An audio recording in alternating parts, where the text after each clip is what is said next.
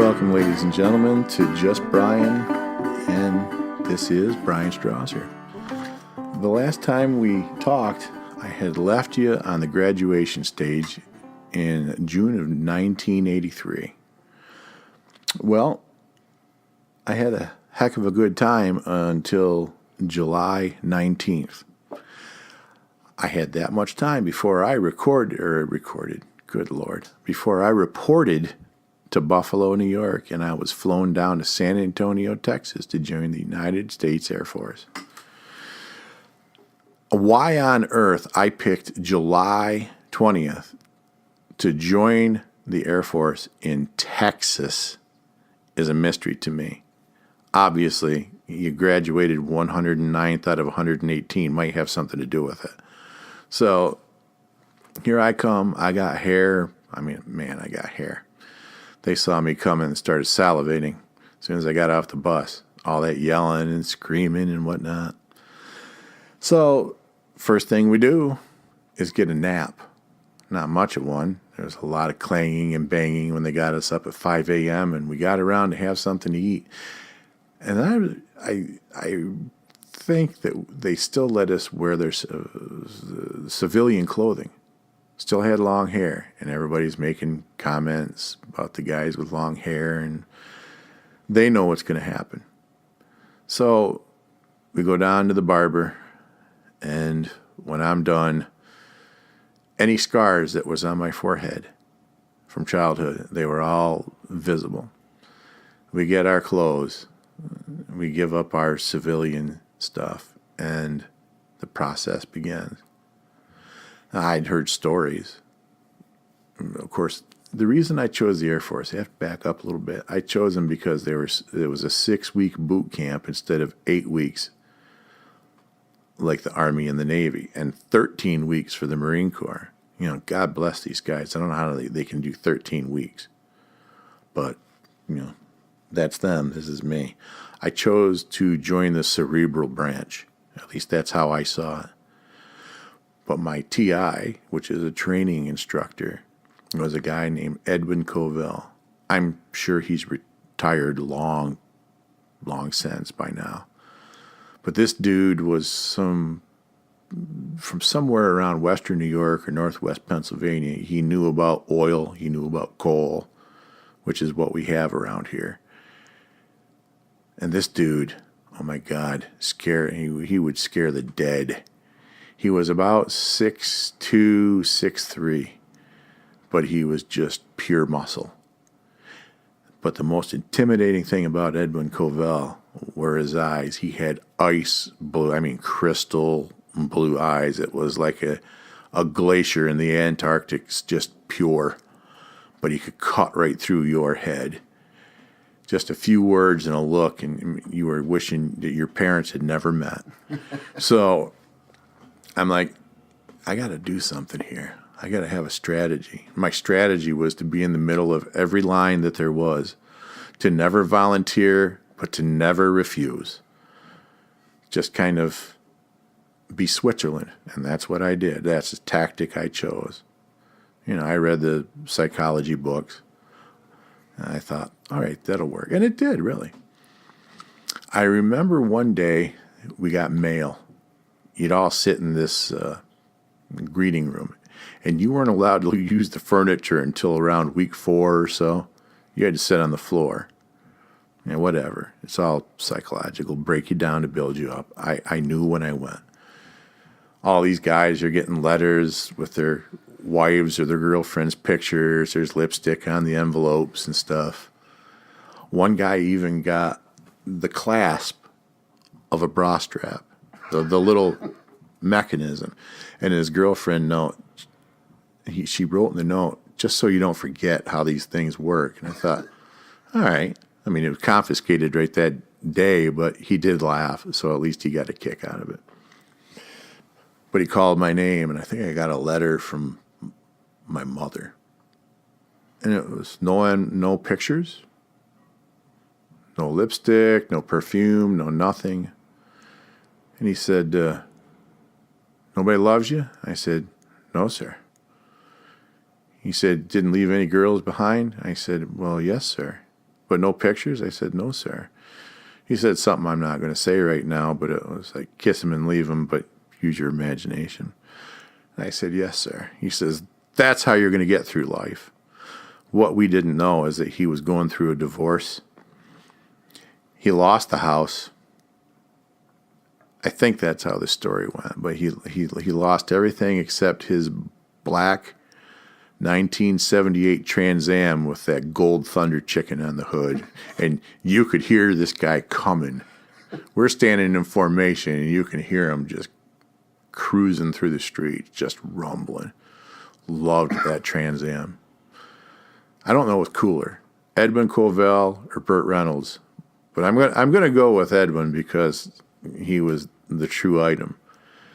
He told us a story once about being part of that rescue crew that Jimmy Carter sent through the desert. They were going to go rescue the hostages. Well, the helicopters, as I recall, crashed and burned. Two of them. Bunch of guys died, and they scrubbed that. He was part of what's called the Special Forces in Air Force. And they don't have any fancy name like the Delta Force or the SEALs or the Green Beret. But if any of the other guys in the Special Forces were like Edwin Covell, I wouldn't have messed with them. I don't care how many times you did these diving things as a SEAL. These guys commanded respect. And they didn't go in to fight. They went in to rescue. That was their primary purpose, to rescue people that were downed or trapped or whatever. Use whatever means necessary in the process, but that's what they did. So I always thought that was cool. Had a great deal of respect for it. Still do. If I ever got to see him again, I'd tell him, you made a great impact on my life. Unfortunately, the impact stopped there, because when I left, I went to Denver, Colorado, to a base called the Lowry Air Force Base. I don't think it exists anymore. They trained a lot of the EOD guys, which are bomb disposal experts. And I was not one of those, but I was an aircraft armament system specialist, a bomb boy. If it could go boom on the A-10, F-15, or F-16, I was going to learn about it. The only problem with that is that there is a great deal of electronics involved. And anybody that knows me knows you don't want me to mess with a toaster, let alone a conventional or a nuclear warhead. You might as well just say, well, I miss you. I love you. It's been nice knowing you, because there's going to be a bad thing happen if I'm messing with those things.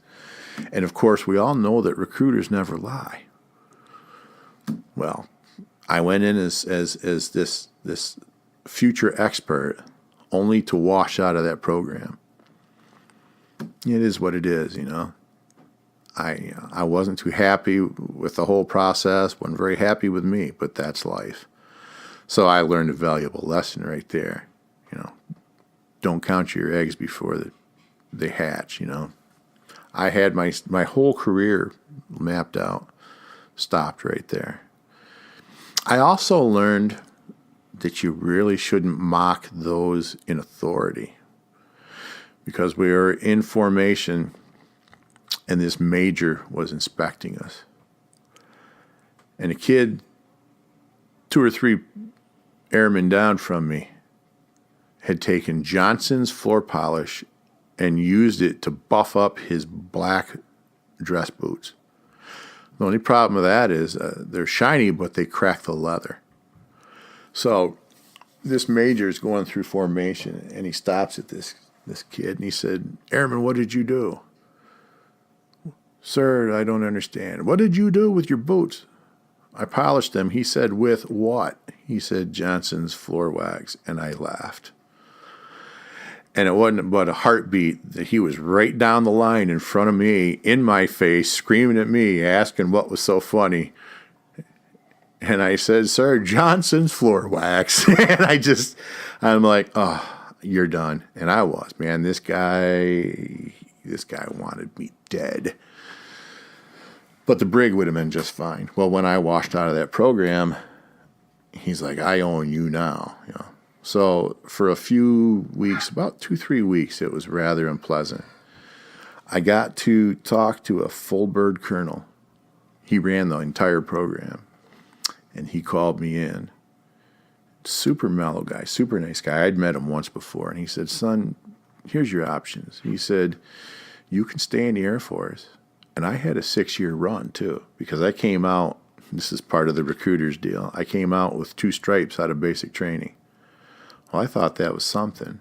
It wasn't. Anybody who's been in the military knows that's nothing.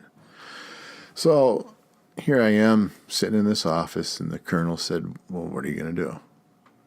I said, what are my options, sir? He said, you can stay in and you can be a cook, or you can go home and do something else. I said to myself, Brian, what are you going to do? You can serve a couple thousand people a day and be miserable, or you can go home and do something else. And I said, well, sir, I'd like to go home. He said, what are you going to do? And I said, I'll be a truck driver. He said, just that simple? I said, yes, sir. It's not really that complicated. I learned when I got back a few years later, I learned the hard way, but he said, all right, it's your choice. So I ended up working my way back to New York. It took me a few weeks. I made a stop at some family member's house in Denver for a couple weeks. They had Thanksgiving there. And I got on a bus and I started back, and I made it to the state of Ohio, the northeast. Actually, it's the southeast part. They had a lot of, as I recall, there were a lot of wells and aqueducts and things. A lot of people were and that's where I went. I went to my grandfather's house. I had never met my grandfather until then, my mother's father. Whole lot of family issues. So I said, can I come visit you? Sure. Everybody had ponds in their front yard, so I thought that was cool. You could go fishing. Well, it was a little too cold in December to go fishing, but Grandpa liked to tip a few. He was a veteran of World War II. He had been wounded by a Japanese. He was a sniper. He was wounded by a Japanese sniper, and they had to make his way back to base. He did. He still had some shrapnel of some sort in his leg. I don't know what it was from, but he would always touch off metal detectors, literally. But they couldn't remove this stuff for whatever reason. I don't know. He never really shared all the stories, and that's not uncommon for veterans. I wouldn't either. There's a lot of horrific stuff that went on. Well, we would go to the VA. It was up in Canton or somewhere up around there. So I remember he wasn't too far from the Football Hall of Fame. And here's where this whole nurse thing is going to get reintroduced from our first show. My grandfather had been divorced, 4 or 5 times. My grandmother was actually his second wife, if I'm not mistaken. And my grandmother was a registered nurse. Not while they were married, but she became a nurse. We're drinking one night. Kind of weird saying that. You were drinking with your grandfather, but I was. So we're sitting there drinking wild turkey, I think it was. And I have such a disdain for wild turkey. Way too much on a few occasions. Just the smell of it just nauseates me. Another story for another time. He said, Brian, I'm going to give you some good advice. I said, what's that, Grandpa? He said, don't ever marry a nurse. I said, wasn't Grandma a nurse? Yup. Don't ever marry a nurse, boy. So I'll never forget that, because that's going to come back to us probably in show 3. You'll laugh. So I finally get back to New York, and everybody says, well, what are you going to do, Brian? Well, for a while, I was going to join the Olympic drinking team. That seemed to be the thing to do. But in the fall of '84, I started college at Alfred Tech in Wellsville, New York. This whole truck driving thing wasn't going to happen because I wasn't 21. So, all right, I'll learn how to work on them. Well, how hard can it be? Real hard. Real hard. Diesel engines and diesel vehicles are not easy to work on. There's a million parts, and every one of them are heavy, and every one of them are hard to fasten to the other ones. So that didn't go too well. Again, Johnny Jack and the Wild Turkey didn't help. So I worked my way out of there in one semester. I ended up the following semester, which would be the spring 1985 semester at Corning Community College. They call it Harvard on the Hill. I've never figured out why. But they love themselves, probably to this day. Anyways, I go up there. I don't even remember what I was in. Intro to Composition 1. I guess that's what it would be called. It's now Composition 1. I'll tell you that in the next show, how I know that. But I'm in the writing class. My first paper back was, more red than it was white paper. This guy just chewed me up and spit me out.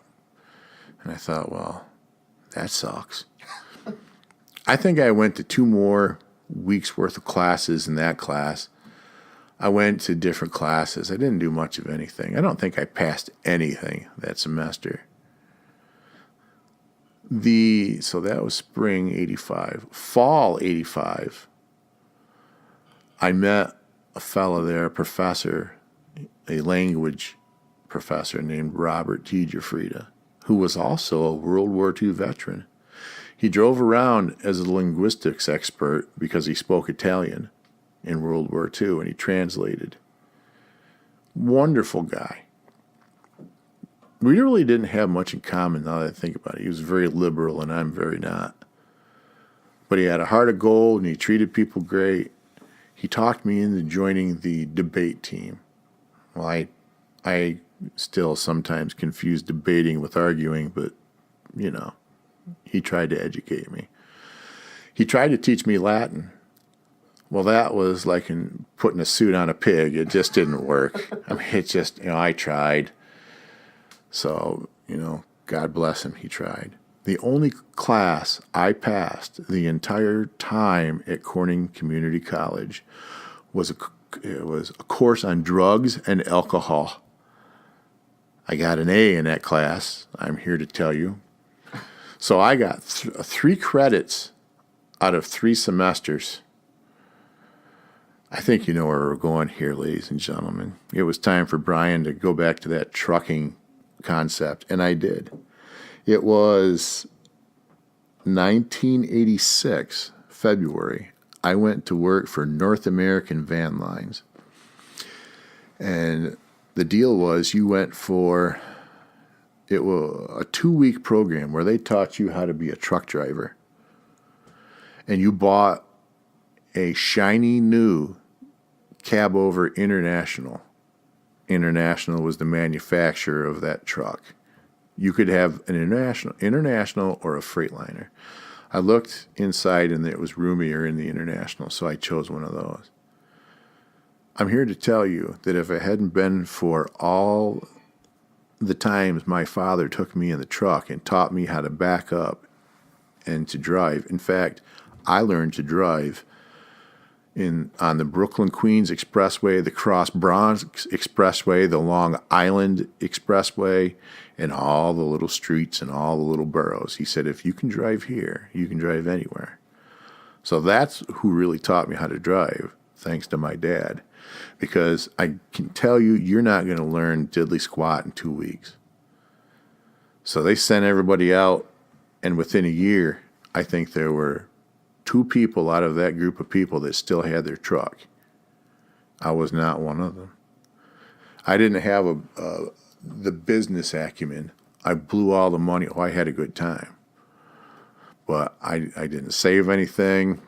And eventually, I fell behind on the payments for the truck, so I had to send it back. Well, that's okay. It turned out that this company was basically in the business of selling trucks and repossessing them and then reselling them a few times more. That's something else I learned about later on in my career. Some of these places you should avoid like the plague. They were one of them. So that's February 87. In January of 1987, or maybe it was December 1986, I get a little lost. I had bought this little cabin in a village called Richburg, New York.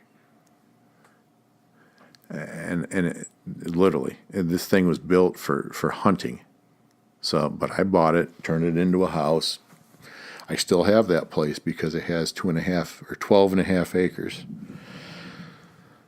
I didn't really live in that house that much. I started driving for my dad.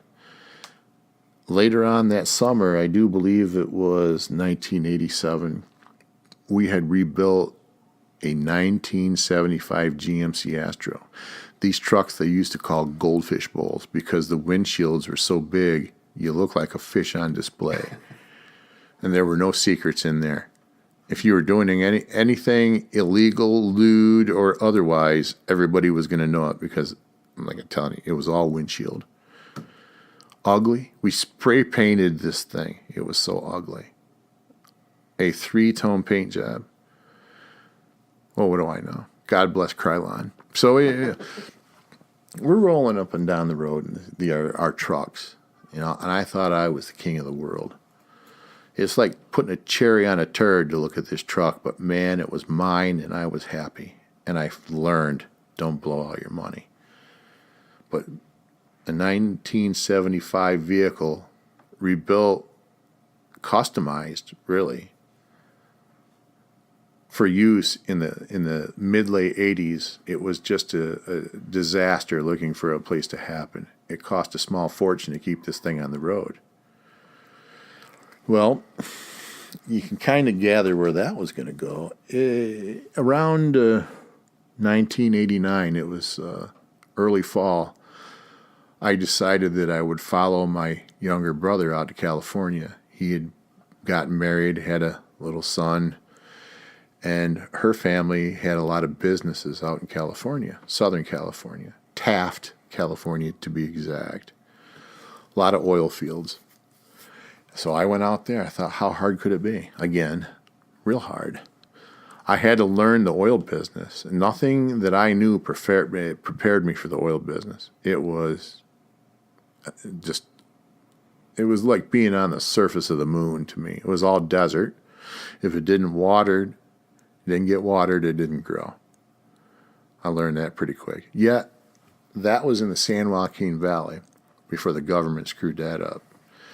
They had aqueducts, and that was some of the most fertile ground in the country. They grew vegetables, they grew cotton, they grew peanuts, all kinds of stuff that they don't do anymore because the aqueduct was filled with a little smelt that's more important than humanity. But I digress. I worked there for 2 years. It was 2 years of hell, but I got through it. On a bet, the guy said, well, why don't you apply to J.B. Hunt? And J.B. Hunt was a place it seemed our driving careers went to die. So I said, I don't want to go there. I'll bet you $10 you don't dare spend that or send that application in. So I did. Gave me $10, and by God, when I got back to the state of New York, there was a application packet waiting for me. I spent 10 years there, made a small fortune. I mean, it was good for me. Got a lot of stories, and I'm trying to think of some of them that were clean that I can share with you. I can remember one that I'll share. I mean, we can always revisit this at a later date. but they had yards or terminals all across the country. And there was one down in Oklahoma City, or Okie City as they like to call it. I was in Columbus, Ohio one particular day, and here comes this fella from Okie City up to the fuel island. And they had about 4 truck slots. I'm filling up. He's just to the right of me. He gets out in the drover coat, black cowboy hat with the silver band. He has gloves on that they get really wide and go up over the sleeve of the drover coat. He's got cowboy boots on, leather belt with a big old buckle, and I swear to God, he had spurs on. I didn't say anything. I'm just looking. He said, "Ain't you never seen a cowboy before?" And I said, "Well, I saw John Wayne on TV." I said, "That's about all cowboys I know right there." He said, "Well, I'm a real cowboy." I said, "Really?" I said, "Why are you driving a truck and not riding a horse?" "That is my horse." Now, the guy sounds like he's, 50 years old. The dude was in his 20s like I was, but he's trying to do the whole spiel. I'm a kid from Western New York. It may not be New York City, but it's still New York, and I know BS when I smell it. So I'm like, "Oh, yeah, tell me more." I said, "What's with the spurs?" He says, "Well, I can make it go 1 or 2 mile an hour faster than yours by spurring it." And I said, "Oh, yeah?" "Yeah." He gets out a rope. I kid you not. And he puts the lasso around the fuel pump. And he starts fueling up the truck. And I said, "Dude, what are you doing?" He said, "Well, I don't want my horse to run off." I said, "Like your mental capacity?" "Hey, better watch what you're saying." And I said, "Well, you got 6-gun caps in there too? You going to powder me to death or something?" I said, "Come on." He said, "Yeah, you don't understand." And I said, "You're right, I don't." So, he needed less fuel than I did. I'm still pumping fuel. I'm almost done, though, thank God, because this dude gets in there and he says, "Well, I ain't got time to talk to you city slickers. I'm off." And he pulls away from there. And he forgot that he had that lasso around that fuel pump. And he bent that thing about 30 degrees before the emergency alarm went off and everybody's fuel pumps shut down. I think they gave him a bus ticket home, but I'm not really sure. I said, "Well, see you later there, cowboy." And off I went. I think he was calling me some choice words, but that's just one of many. But like I said, some other show I'll share some more that I really can't tell in front of your children. So where are we? Well, that was 1992, February of 92. In 1999, I was going to church for a while, and I was going because some friends of mine went to church. I was in Amway of all things. I like the concept, but it's hard to do it as a single man. Well, it's hard to do it, period. But as a single guy, it was hard. I mean, impossible. Let's be honest. 1 in a million would do it, and you can be like me. I don't think so. But anyways, they dragged me to church. And this one day in May, don't ask me the exact day, that is the day I became a born-again believer in Jesus Christ. At the end of this whole sermon, this pastor said, "All right, if you prayed this sinner's prayer, everybody's eyes are closed. All you got to do is raise your hand and I'll see it." So I thought, all right. I swear to God, it felt like my arm was made of lead. I am convinced now that was the devil trying to get me to back out on a promise I just made. I got it up,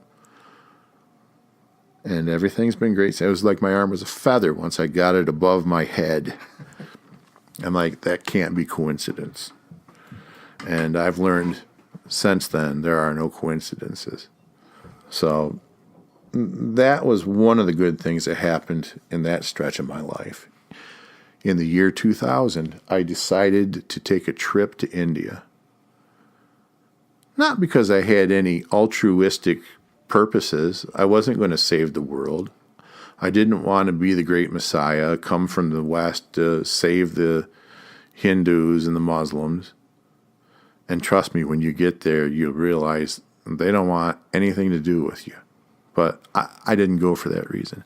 I went because I wanted to see someplace different. It was just that simple.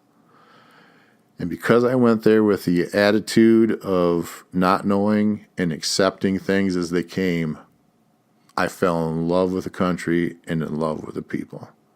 And they loved me back. I mean, it was like, oh, Brian's great. He's not trying to reinvent the wheel. So that was all good. I was still a bachelor.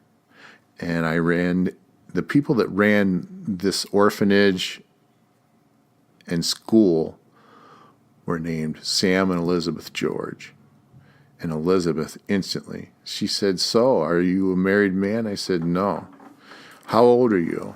And now I got to think. I was born in 64, 74, 80. I was 26. Or what? No. See, that's why I was 109th out of 118. 74, 84, 94. I was 36. 36. That's pathetic. I'll work on that.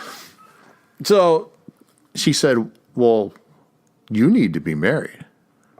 And I said, I probably need an extra nostril so I can breathe better too. I said, but that ain't going to happen. Well, man, oh man, I might as well have thrown gas on an open fire because they were on me like nobody's business. Mm-hmm.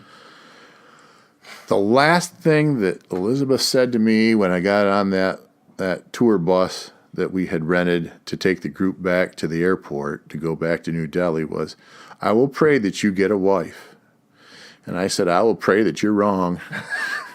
But this is about where we're going to leave off, because I ran into them in Houston, Texas in 2001. It was January, the day after the Super Bowl. Can't remember which number it was, but it was when the Ravens beat the Giants. So you do the math, sports fans. That was when I went to Texas, and I said, Elizabeth, I got to tell you something. They were there to start churches for the Baptist Church, International Baptist Church. I said, I've been thinking about what you said. She said, well, which part? I told you a lot of things. I said, the one about the whole wife thing. She said, did you find one? I said, no, I'd like you to help me with that, because that's their tradition in India. It's called arranged marriage, which we used to do in this country back when our divorce rate was maybe 5% instead of 52 or 53 like it is now. It doesn't mean that somebody had to marry me because I paid a dowry or anything. It meant that you have a reputable party that introduces people. It's just a mediary. It's like a matchmaking service here. I had such wonderful luck here in America doing it my own way that I decided that was obviously the wrong way, and that's why I chose to do that. But that is where we're going to leave off today.